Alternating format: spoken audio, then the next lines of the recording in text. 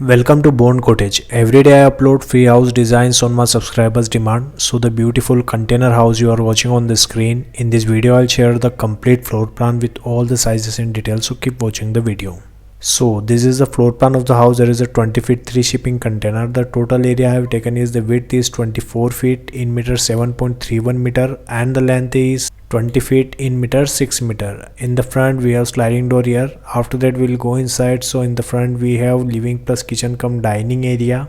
You can see here the sofa arrangement, tea table arrangement, TV unit on the front wall, and we have dining counter with 2 chairs, and on the right side we have bedroom number 1 here. You can see here the bed arrangement, and also we have study table with chair and a large size window for ventilation and light purpose of this room. If we go inside, so on the left side we have kitchen area. You can see here the kitchen cabinet with burner, sink and refrigerator arrangement, and on the right side we have common use washroom plus water closet. You can see here the wash basin outside, and we have water closet and the shower area, and also we have ventilator for ventilation of this washroom.